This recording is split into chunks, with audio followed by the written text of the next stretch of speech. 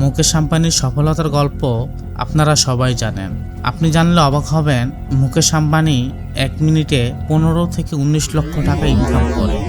এই আম্বানি পরিবার একসময় গরিবী হালে জীবনযাপন করত। তাহলে এখন কিভাবে এত রয়্যাল, এলিট, লাক্সারি জীবনযাপন করে? আম্বানির এই গল্প জানতে হলে গুরু মুভির এক্সপ্লেইন আপনাদের দেখতে হবে। সিনেমা শুরু হয় ভারতের গুজরাট রাজ্য থেকে। এখানকার এক অজপাড়া গ্রামে গুরু নামের এই ছেলে তার পরিবার নিয়ে থাকে। গুরুর বাবা স্কুলের প্রধান শিক্ষক। গুরুর বাবা বলতেন, স্বপ্ন দেখো না, স্বপ্ন কোনোদিন পূরণ হবে না।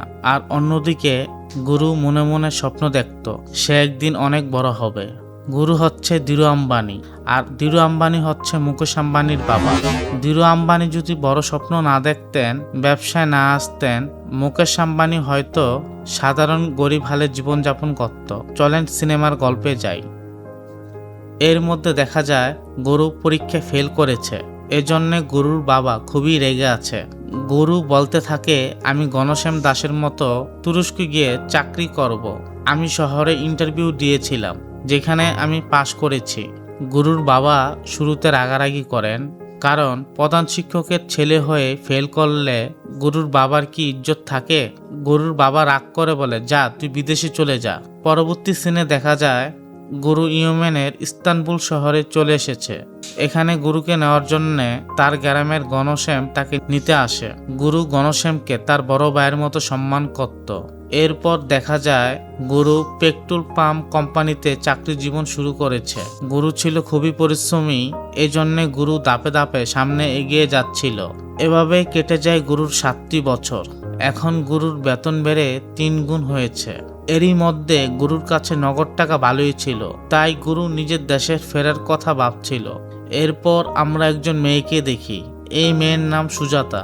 সুজাতা তার প্রেমিকের সঙ্গে পালিয়ে বিয়ে করার জন্য রেল স্টেশন যায়। সুজাতা তার প্রেমিকের জন্য রেল স্টেশন গিয়ে অপেক্ষা করতে থাকে, কিন্তু সুজাতার বাটপার প্রেমিক আর আসে না। সুজাতার বাটপার প্রেমিক একটি বাচ্চার মাধ্যমে চিঠি পাঠিয়েছে। চিঠিতে লেখা ছিল, আমার এতটা সাহস নেই, বাসা থেকে পালিয়ে গিয়ে তোমাকে নিয়ে সংসার করব, তুমি আমাকে ক্ষমা করে দিও। সুজাতা তার প্রেমিকের চিঠি পড়ে খুবই কষ্ট পাচ্ছিল। এরই মধ্যে ট্রেনও চলে এসেছে। সুজাতা দুঃখে কষ্টে ট্রেনের ভিতরে উঠে বসে। এরই মধ্যে সুজাতা পালিয়ে গিয়েছে এই বিষয়টা সুজাতার পরিবার বুঝতে পেরে যায়। এখন সুজাতার পরিবারের সবাই সুজাতাকে খুঁজতে থাকে। যে ট্রেনে উঠেছিল ওই একই ট্রেনে দেখা যায় গুরুও ছিল। সুজাতা গুরুর পাশে বসে। সুজাতা তার বাটপার প্রেমিকের চিঠি পড়ে কান্না করছিল। সুজাতা চিঠি ফেলে দিলে গুরু চিঠি নিয়ে পরে সবকিছু বুঝতে পারে। সামনের স্টেশনে গুরু নেমে যায়। তখন সুজাতার এক আত্মীয় খুঁজতে এসে গুরুর কাছে জিজ্ঞেস করে। গুরু বলে, আপনাদের মেয়েটি ট্রেনের ভিতরে আছে। এরপর দেখা যায় গুরু তার গ্রামে এসেছে। গুরুর বাবা গুরুকে দেখে খুবই খুশি হয়। গুরু বলে, বাবা, আমি তুরস্কের চাকরি ছেড়ে এসেছি, এখন আমি দেশে ব্যবসা করতে চাই। এই কথা শুনে গুরুর বাবার মন খারাপ হয়ে যায়। গুরুর বাবা জানায়, একসময় আমিও ব্যবসা করতাম, ব্যবসা করতে গিয়ে আমি অর্থনৈতিকভাবে অনেক ক্ষতিগ্রস্ত হয়েছি। পরবর্তী সিনে দেখা যায় গুরু তার ছোটবেলার বন্ধু জিগ্নেশের সাথে দেখা করতে এসেছে। জিগ্নেশের বাবা ছিলেন একজন মহাজন। গুরু জিগ্নেশকে বলে, আমার কাছে 15,000 টাকা আছে। জিগ্নেশ, তুই যদি 15,000 টাকা আমার ব্যবসায় ইনভেস্ট করতে পারিস, তাহলে আমরা দুজন মিলে সুন্দরভাবে ব্যবসা করতে পারি। জিগ্নেশ বলে, আমার বাবার কাছে আমার দিদির বিয়ের জন্য 25,000 টাকা রেখেছে, এছাড়া আমার বাবার কাছে আর টাকা নাই। গুরু সাথে সাথে বলে, তাহলে আমি তোমার দিদিকে বিয়ে করব। এই কথা শুনে জিগ্নেশ অবাক হয়ে যায়। জিগ্নেশ বলে, সে আমার দিদি, তোর চেয়েও 1 বছরের বড়। গুরু বলে, আমার কাছে 1-2 বছরের পার্থক্য আমার কাছে কোনো ব্যাপার না, আমি তোর দিদিকেই বিয়ে করব। তারপর আমরা দুজন একসাথে পার্টনার হয়ে ব্যবসা করব। গুরুর কথা শুনে জিগ্নেশ শেষে বলে, তুই যৌতুক নিয়ে আমাকে পার্টনার বানাবি, কিন্তু তোর বিষয়ে আমি বাবাকে কিছু বলতে পারবো না। গুরু বলে, আমি নিজেই তোর বাবার সাথে কথা বলবো। পরের দিন দেখা যায় গুরু স্যুট প্যান্ট লাগিয়ে সাইকেলে করে জিগ্নেশদের বাসায় এসেছে। বাসায় এসে দেখতে পায় সে ট্রেনে পালিয়ে যাওয়া সুজাতা জিগ্নেশের বোন। তারপর জিগ্নেশের বাবার সাথে দেখা করে বলে, আমি স্কুলের প্রধান শিক্ষক কান্তিলালের ছেলে। জিগ্নেশের বাবা বলে, চিনেছি, তুমি তো তুরস্কে থাকতে। গুরু বলে, আপনি ঠিক বলেছেন, কিন্তু আমি এখন নিজের ব্যবসা শুরু করব, সাথে আপনার ছেলে জিগ্নেশকেও আমার পার্টনার বানাবো। জিগ্নেশের বাবা বলে, আমি আর কোনো টাকা ব্যবসায় ইনভেস্ট করব না, আমার যে টাকা আছে তা দিয়ে আমার মেয়ে সুজাতাকে বিয়ে দিতে হবে। গুরু বলে, আমি আপনার মেয়েকে বিয়ে করব, আমি সুজাতাকে খুব সুখে রাখবো। জিগ্নেশের বাবা বলে, তুমি জানো না আমার মেয়ে সুজাতা সম্পর্কে। গুরু বলে, আপনার মেয়ে যে ট্রেনে পালিয়ে যাচ্ছিল সেই ট্রেনে আমিও ছিলাম, আমি দুনিয়া দেখেছি, ভালো খারাপ বুঝতে পারি। গুরুর কথা জিগ্নেশের বাবা বিয়েতে রাজি হয়। সুজাতা অবাক হয়ে গুরুর দিকে তাকিয়ে দেখছিল। এরপর গুরু ও সুজাতার বিয়ে হয়ে যায়। বিয়ের কিছুদিন পর গুরু ও জিগ্নেশ ব্যবসার জন্য মুম্বাই রওনা দেয়। সুজাতা গুরুকে বলে, যেও না, আমি এখানে একা মরে যাব। গুরু বলে, তুমি তো বলেছিলে আমাদের সাথে তুমি যাবে না। সুজাতা বলে, একবার আমাকে বলে দেখতে পারতে। এরই মধ্যে ট্রেন ছেড়ে দিয়েছে। গুরু বলে, তোমার সাথে কোনো কাপড় মালপত্র নেই। সুজাতা বলে, আমাকে 4টা শাড়ি কিনে দিতে পারবা না? গুরু বলে, তাহলে তাড়াতাড়ি উঠে পড়ো। সুজাতা খুশি মনে গুরুর সাথে ট্রেনে উঠে পড়ে। এরপর দেখা যায় মুম্বাই এসে গুরু ও জিগ্নেশ কাপড়ের মার্কেটে ঘুরে ঘুরে দেখছে। এখানে কাপড় পাইকারিতে বিক্রি করা হয়। গুরু ও জিগ্নেশ দেখে এখানে কাপড় নিলামের মাধ্যমে বিক্রি করা হচ্ছে। গুরু পরিচয় হয় এক কাপড় ব্যবসায়ীর সাথে। গুরু বলে, আমি এই ব্যবসায় নতুন, আমি কাপড়ের ব্যবসা শুরু করতে চাই। গুরু জানতে পারে কাপড়ের ব্যবসায় ইউনিয়ন আছে। ব্যবসায়ী বলে, ইউনিয়নের সদস্য না হলে ব্যবসা করা যাবে না, সদস্য হতে হলে 5 বছর অপেক্ষা করতে হবে। গুরু বলে, এটা অন্যায়। ব্যবসায়ী বলে, এটা আমার হাতে নাই, এই পুরো বিষয়গুলো দেখেন ইউনিয়ন প্রেসিডেন্ট। আমি এই কাপড়ের ব্যবসায় 20 বছর ধরে করছি, তোমার মতো 25,000 লোক এসেছিল এই ব্যবসা, কেউ টিকতে পারেনি। এই কথা শুনে গুরু বলে, আমি আপনার পাশে দাঁড়িয়ে ব্যবসা করব, 25,000কে হারিয়ে আমি এগিয়ে যাব। পরবর্তী সিনে দেখা যায় গুরু ইউনিয়ন প্রেসিডেন্ট আরজানের সাথে দেখা করে। প্রেসিডেন্ট বলে, তোমাকে চিঠি দিয়ে সদস্য বানাবো। এতে গুরু খুবই খুশি হয়। পরে দেখা যায় ইউনিয়ন প্রেসিডেন্ট কথা রাখিনি, গুরুর আবেদন পত্রটি ছিঁড়ে ফেলেছে। এতে জিগ্নেশও হতাশ হয়ে যায়। এই ঘটনায় গুরু খুব কষ্ট পায়। এভাবে 4 মাস কেটে যায়। একদিন গুরু ইউনিয়ন প্রেসিডেন্ট আরজানের বিল্ডিং এর সামনে দাঁড়িয়ে থাকে। ঠিক এই সময় মানিক দাস গুপ্ত এসে গুরুর সাথে কথা বলে। মানিক দাস হচ্ছে একটি পত্রিকার সম্পাদক। এতে গুরু রেগে গিয়ে বলতে থাকে, এখন কি বিল্ডিং দেখার জন্য আমার অনুমতি লাগবে? রাস্তা সরকারি, চোখ আমার, দেশ স্বাধীন, যেদিকে ইচ্ছা আমি সেদিকে তাকাবো। মানিক দাস গুরুর এমন কথা শুনে খুশি হয়। মানিক দাস বলে, তোমার কথা যদি সত্য হয়ে থাকে তাহলে আমি তোমার সম্পত্তি পত্রিকায় তুলে ধরবো। এরপর মানিক দাসের সহযোগিতায় ইউনিয়ন প্রেসিডেন্টের আরজানের বন্ডামি একচেটিয়া ব্যবসার সংবাদপত্রে প্রকাশ পায়। তারপর গুরু মার্কেটে এসে ব্যবসায়ীকে বলে, আমি চলে এসেছি আপনার পাশে। ব্যবসায়ী বলে, তোমার শেষ আশাও গেল, তুমি টিকতে পারবে? ঠিক এই সময় আরজান গাড়ি নিয়ে এখানে আসে। রাগান্বিত গলায় ব্যবসায়ীদের বলে, আপনাদের আমার বিরুদ্ধে অভিযোগ থাকলে আমার কাছে আসতে পারতেন, সংবাদপত্রে নিউজ করার কি দরকার ছিল? এখানে এক ব্যবসায়ী বলে, আপনার সাথে দেখা করা অসম্ভব, আজকে আপনার বিরুদ্ধে নিউজ হয়েছে তাই আপনি এখানে এসেছেন। প্রেসিডেন্ট আরজান বলে, যদি আমার প্রয়োজন না থাকে তাহলে আমি প্রেসিডেন্ট পদ থেকে সরে দাঁড়াচ্ছি। গুরু বলে, আপনি চলে গেলে অন্য কেউ আসবে। এই ঘটনায় আরজান রেগে চলে যায়। গুরু সব বাধা কাটিয়ে 350 স্কয়ার ফিটের একটি ঘর থেকে নিজের ব্যবসা শুরু করেন। ব্যবসার নাম রাখেন শক্তি কর্পোরেশন। ব্যবসার শুরুর দিকে মানিক দাস ছিল। ভারতে সে সময় সবাই সুতি কাপড় ব্যবহার করত। গুরুর কাপড় ছিল পলিস্টার। সুতির কাপড়ের তুলনায় পলিস্টার কাপড় বেশি দিন টেকসই করত। আর গুরু বিষয়টা বুঝতে পেরেছিল। পরের দিন গুরু জিগ্নেশ কাপড়ের মার্কেটের দিকে যাচ্ছিল। জিগ্নেশ বলে, সবাই বলছে পলিস্টারের ব্যবসায় ঝুঁকি অনেক বেশি, সারা দুনিয়া সুতি কাপড়ের ব্যবসা করছে। গুরু বলে, যে যাই বলুক, তুই যখন পলিস্টার কাপড়ের লাভ দেখবি তখন তুই আমাকে ধন্যবাদ দিবি।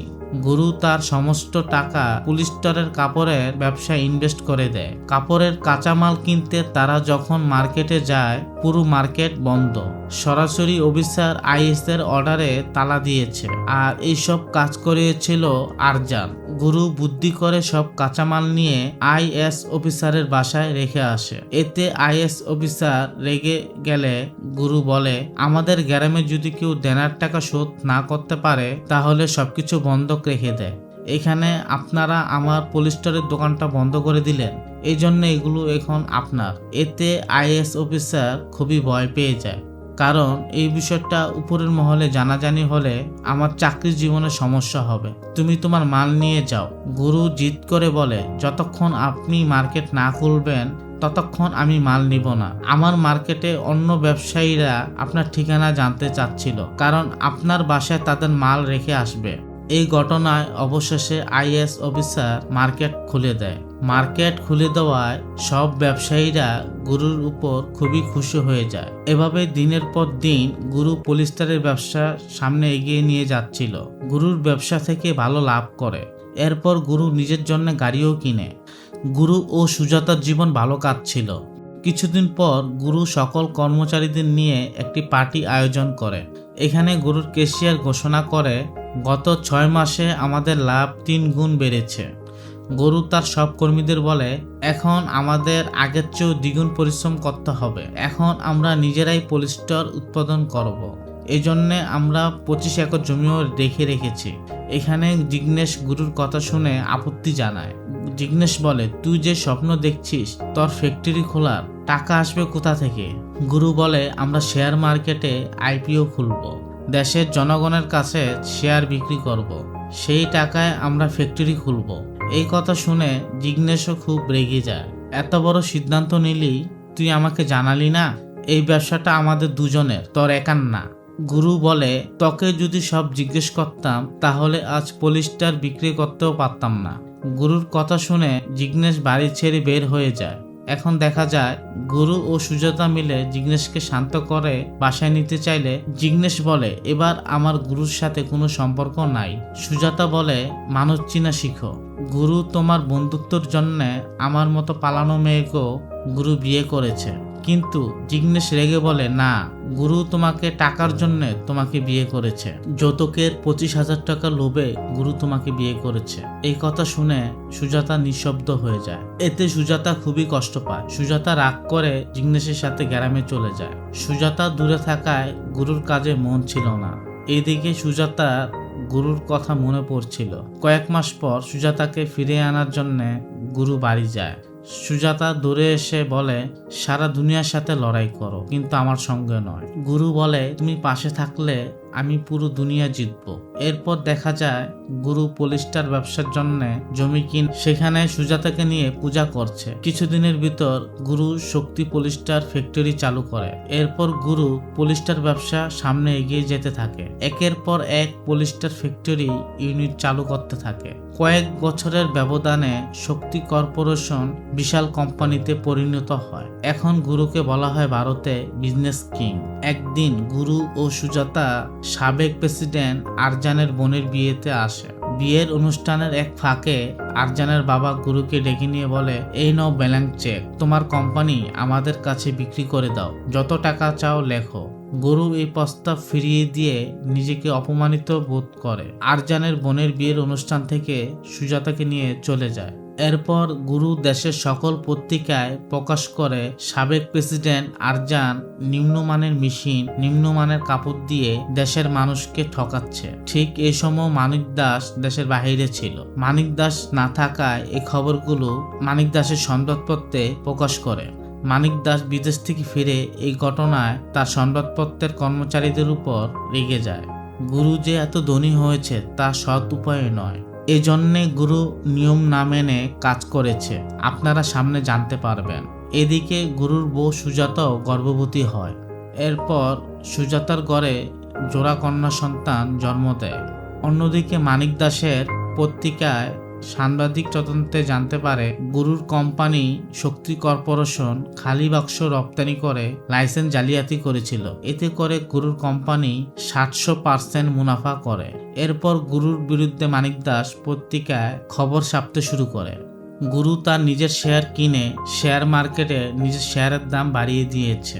গুরুর এই অবস্থা দেখে গুরুর বউ সুজাতা তাদের 2 মেয়েকে নিয়ে মানিক দাসের বাসায় এসেছে। সুজাতা মানিক দাসকে বলে, গুরুর আপনার লড়াই শেষ করুন। এই সময় মানিক দাস ফোন করে গুরুকে বলে, তোমার বউকে আমার কাছে ভিক্ষা চাইতে পাঠিয়েও না। মানিক দাসের মুখে এই কথা শুনে সুজাতা হতাশ হয়ে যায়। পরবর্তী সিনে দেখা যায় গুরুর সে বড় ভাই ঘনশ্যাম মানিক দাসকে থামানোর জন্য তার সংবাদপত্র অফিসের বিদ্যুৎ কেটে দেয়, মানিক দাসের গাড়িতে হামলা চালায়। গুরুর এই ঘটনাগুলো জানতো না। গুরু এসব ঘটনা জানার পর ঘনশ্যামের উপর রাগারাগি করে। গুরু বলে, উনি আমার বাবার মতো, উনি যা খুশি আমার বিরুদ্ধে লিখুক, উনার এই লেখা আমার ব্যবসা বন্ধ করতে পারবে না। গুরু এখন পেট্রোকেমিক্যাল লাইসেন্সের জন্য মিনিস্টারের কাছে যায়। প্রথম মিনিস্টার অনেক দাম দেখায়। গুরু কুশল বিনিময় করে ঘুষ দিয়ে পেট্রোকেমিক্যাল লাইসেন্স অনুমোদন করিয়ে নেয়। অন্যদিকে সাংবাদিক শ্যাম নিজের নাম গোপন করে গুরুর গার্মেন্টসে কারখানায় ঢুকে পড়ে। এই গার্মেন্টসগুলোর ডাইরেক্টর ছিল ঘনশ্যাম। শ্যাম ও ঘনশ্যাম খুব ঘনিষ্ঠভাবে কথা বলতে শুরু করে।